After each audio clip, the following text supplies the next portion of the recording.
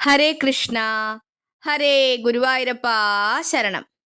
നിങ്ങളുടെ ഉത്തമമായ വിശ്വാസം ഈശ്വരനിൽ ആണെങ്കിൽ സർവചരാചരങ്ങൾക്കും അധിപതിയായ ഭഗവാൻ എന്നെ കാത്തുരക്ഷിക്കുമെന്ന് നിങ്ങൾ ഉറച്ചു വിശ്വസിക്കുന്നതെങ്കിൽ, നിങ്ങളെ തന്നെ നിങ്ങൾ ഈശ്വരനിൽ അർപ്പിച്ചുവെങ്കിൽ നിങ്ങൾക്കായി നിങ്ങൾ ഒന്നും പ്രാർത്ഥിക്കേണ്ടതില്ല. തന്നിൽ അടിയുറച്ചു വിശ്വസിക്കുന്ന തൻ്റെ ഭക്തന്റെ ഓരോ സ്പന്ദനം പോലും ഈശ്വരന് അറിയാം. ഭക്തവത്സലനായ ഭഗവാൻ ആ ഭക്തനെ സംരക്ഷിച്ചുകൊള്ളും. സർവവും ഈശ്വരനിൽ അർപ്പിച്ച ഭക്തൻ എവിടെയും ഈശ്വര ചൈതന്യം ദർശിക്കും. തേജസ്വിയായ ആ ഭക്തൻ സർവജ്ഞാനത്തിൻ്റെയും വിളനിലമായി ഭവിക്കും. ദീനരും നിരാലംബരുമായ ഏതൊരുവനും ഈ ഭക്തനെ ദർശിക്കുന്ന മാത്രയിൽ തന്നെ നിർവൃതി കൈവരിക്കും.